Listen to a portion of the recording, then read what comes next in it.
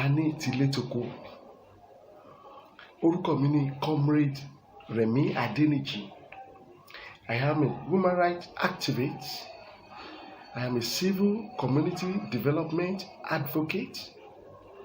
I'm an intelligence gathering consultant and a politician respectively. A gbé fídíò yìí jáde láti tan ìmọ́lẹ̀ sí gbogbo kùdìẹ̀kudiẹ tó ń ṣẹlẹ̀ ní àyíká wa ní àkókò àti àsìkò tá a wà.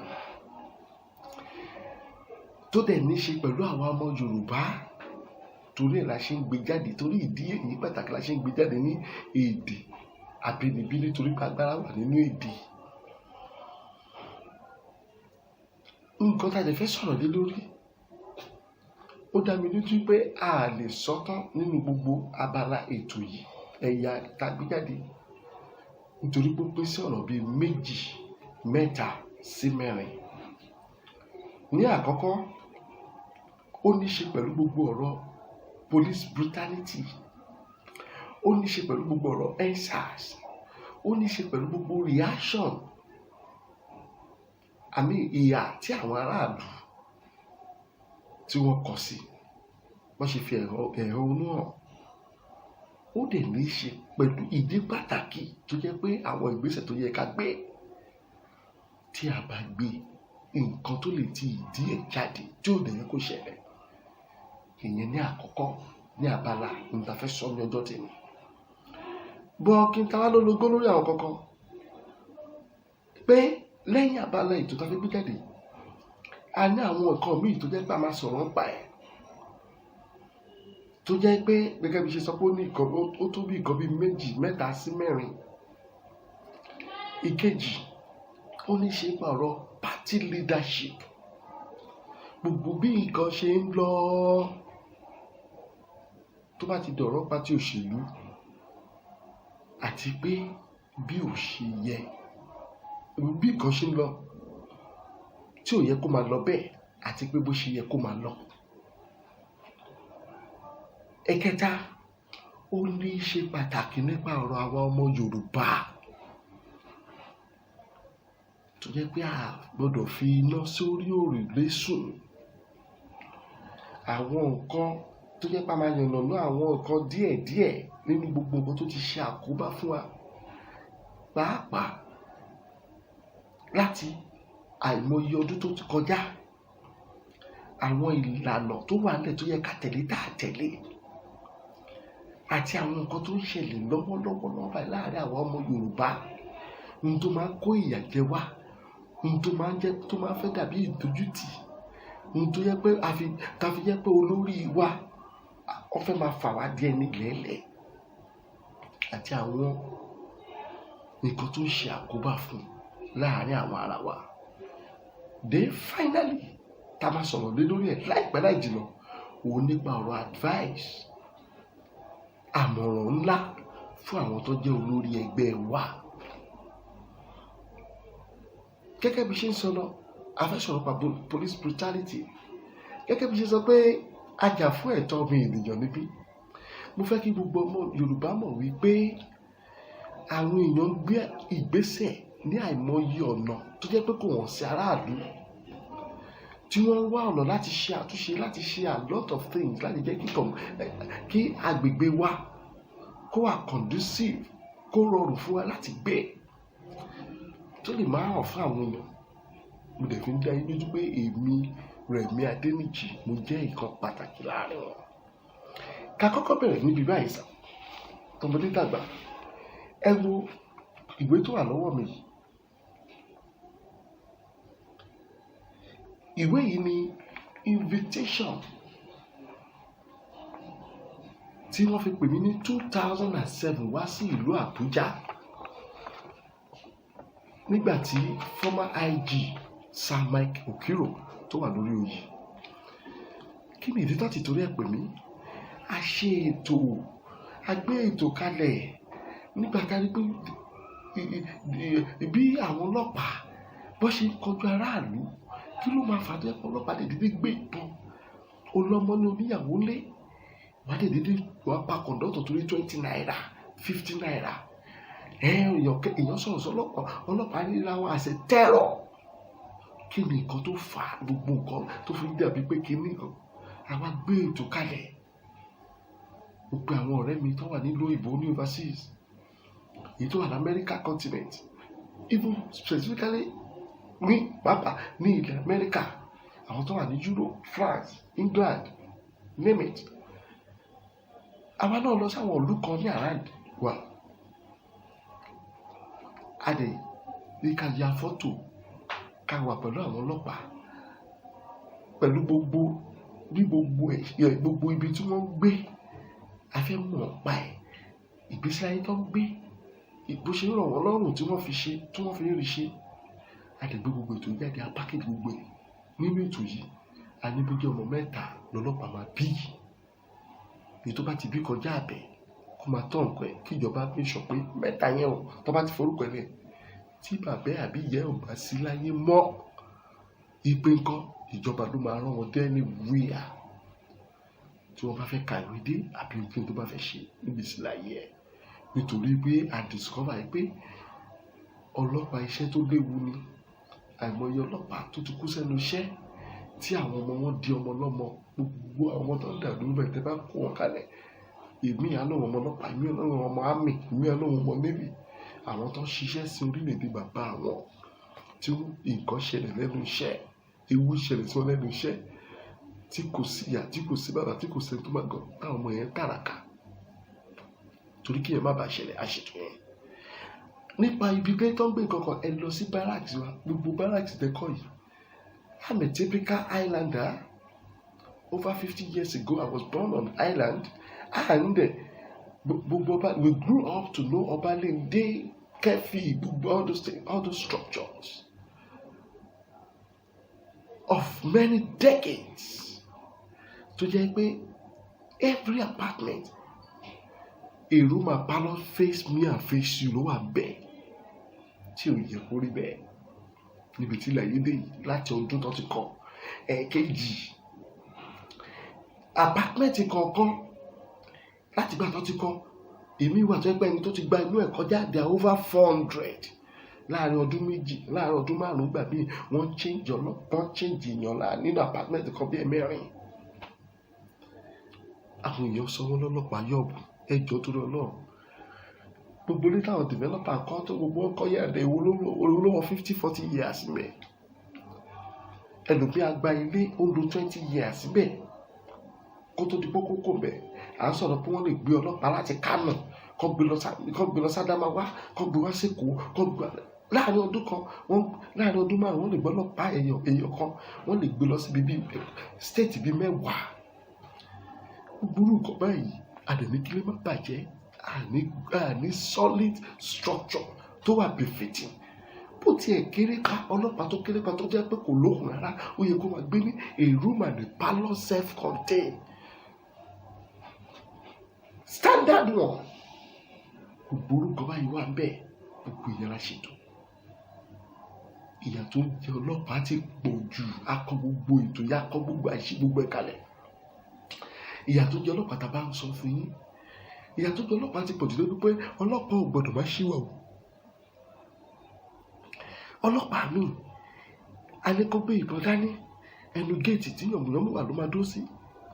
Ilé ọ̀gá tó wà, wọ́n gba AC sórí, ẹlòmíì ò ní bèrè pé kí lọ́lọ́pàá máa jẹ́. Ó dẹ̀ gbọdọ̀ ṣiṣẹ́. Àwọn aráàlú, àgàgà wọn lórí wa, èyí tó burú nù wọn, wọ́n ti sọ iṣẹ́ ọlọ́pàá di iṣẹ́ pé wọ́n kọ́ wọn ní oró. Ewu tó ṣẹlẹ̀ ní agbègbè, ewu tó ṣẹlẹ̀ ní agbègbè, àwọn tí ò yẹ kọ́lọ́pàá máa ṣọ́,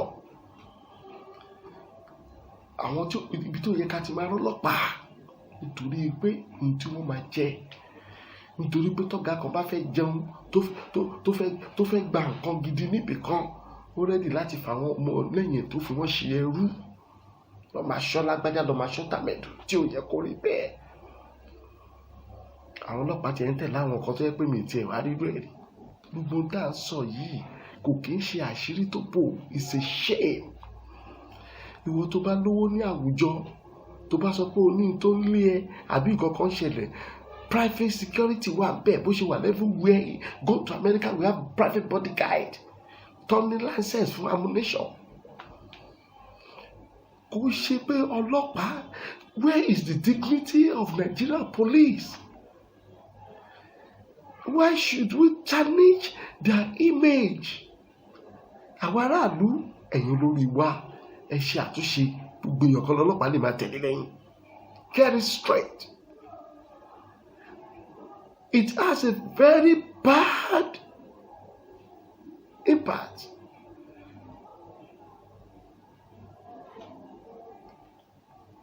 In the life of our young coming ones, because ọmọ kékeré mi á rí ọlọ́pàá lẹ́yìn àwọn ìlú tó pé ìgbésí láyé wọn kò yẹ kéèyàn má tẹ̀lé, and they will decide pé àwọn fẹ́ kàwé, àwọn fẹ́ ṣe kankan, at least àwọn bá go to well. There was an incident in my former place. In fact, oh God, I could not believe it. We were just sleeping around after 11, and I have gunshot, pa pa pa pa pa, and I saw 3 or 4 able policemen. That is Hasina on Jesus. Don't tell a small boy 2 to 25 years to put I walked to them. I introduced myself to them. Immediately, the boy hearing me, oh, tomorrow red that is there. Basically, and I don't even let me tell this to him. I'm not paying money. Excuse me. I'm a police ambassador. I'm this and that. How much will you pay for this? If you have a money, I'm 35 for cardiac arrest. They started begging. You know, the should come in. Tabaso Padia, Aja fún ẹ̀tọ́ ọmọ ènìyàn.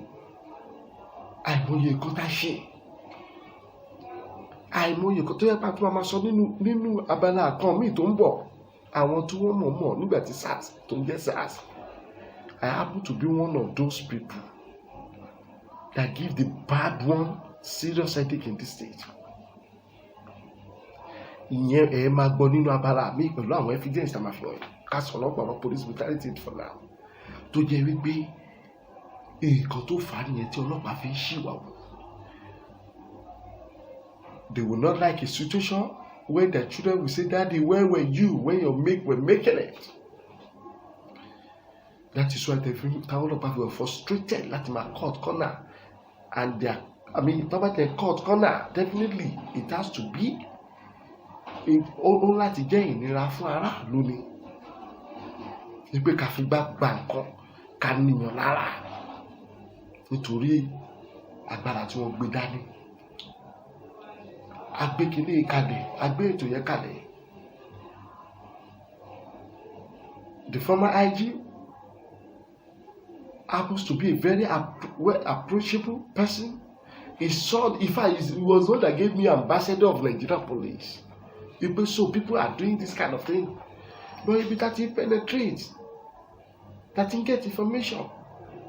Ọlọ́pàá tó ti kú lẹ́nu iṣẹ́ tó dàbí pé wọn ò tiẹ̀ rí nǹkan kan gbà kìíní kan. People were like, kò bá wọn kan lára mu. They were not comfortable.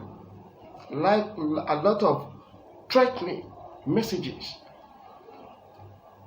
In fact, we just have to run for our life. You know what I'm talking about? You look at one.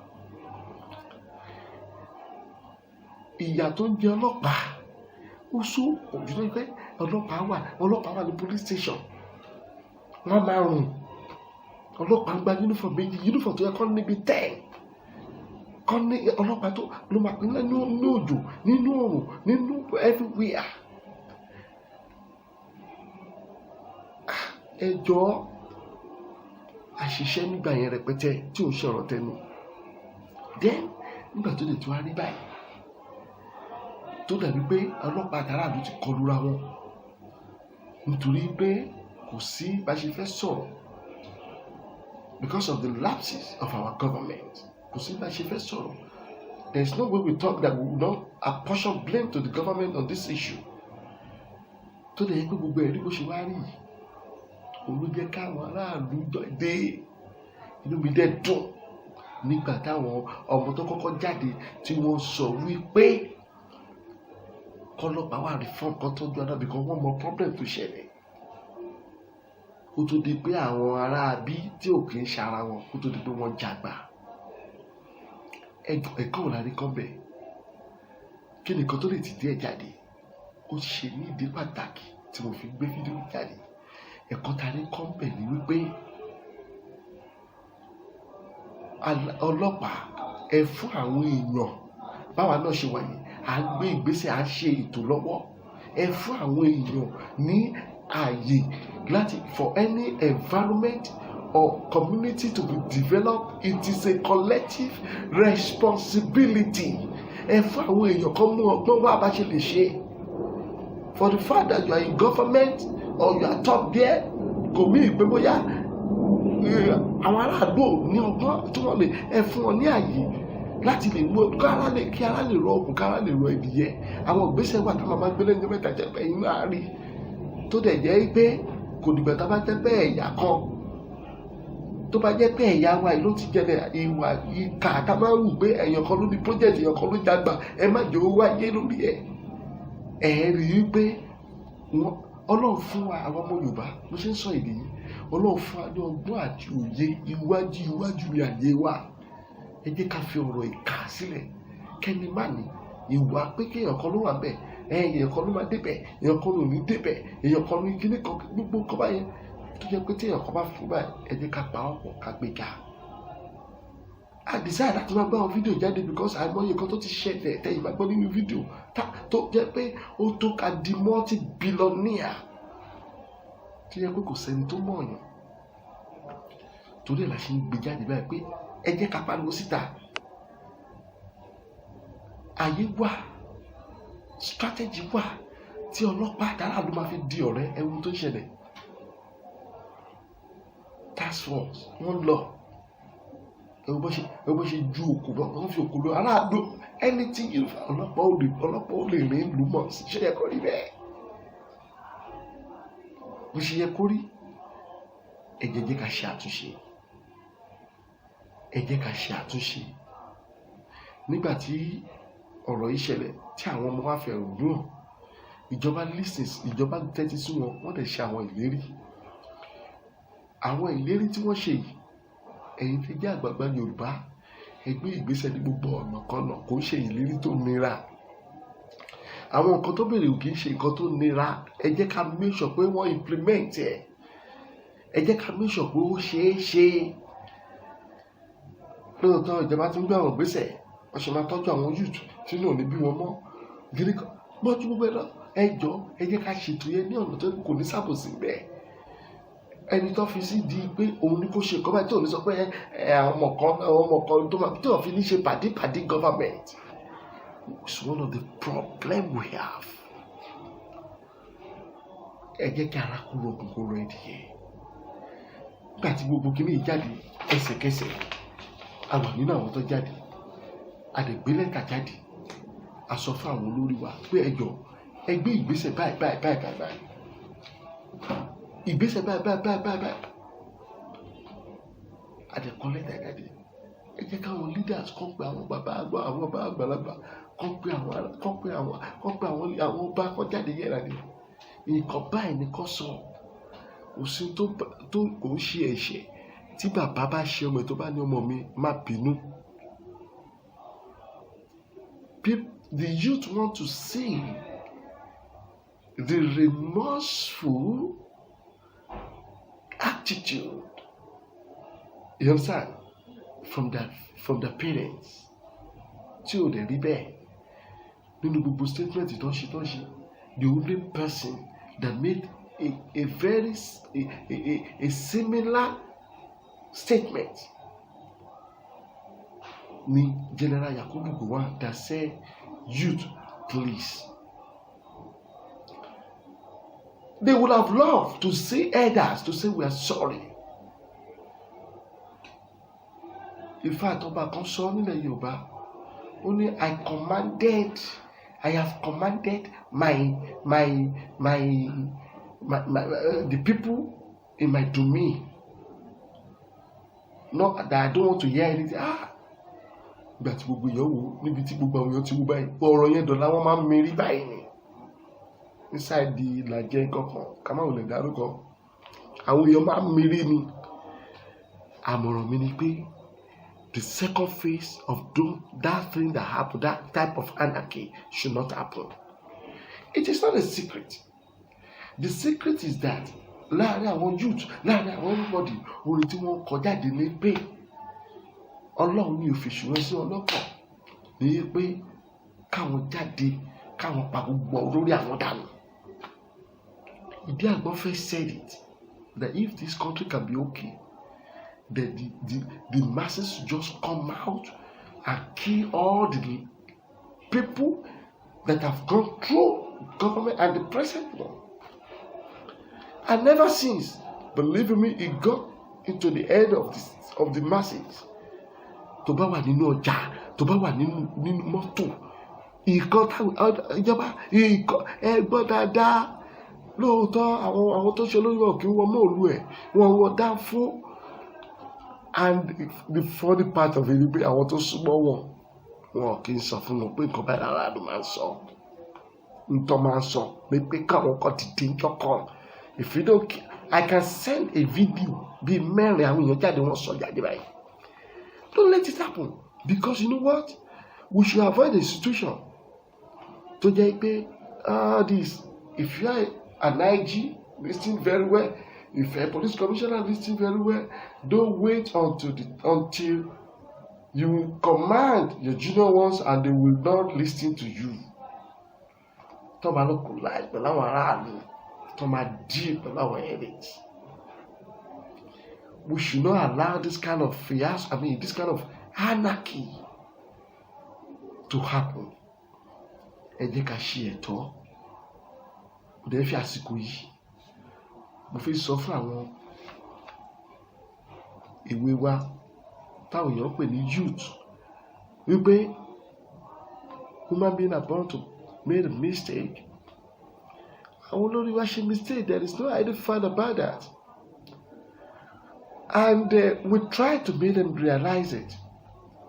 For now, we ṣe débi tó jẹ́ pé a jẹ́ káwọn nǹkan míì kan jagbà mọ́ wa lọ́wọ́ tí ò dẹ̀ yẹ kó rí bẹ́ẹ̀.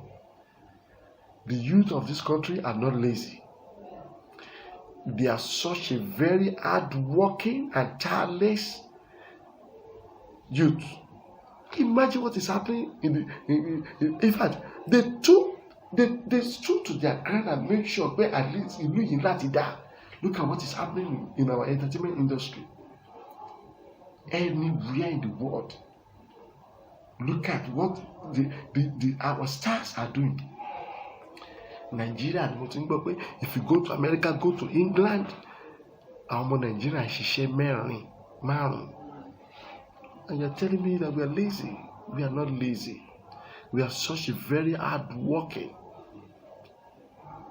people. Àdúrà mi ni pé Ọlọ́run tó dá ayé àtọ̀run á gbà àdúrà gbogbo wa. This is just where I want to stop. And I'm sure with this little that I've said so far, that our leader will listen.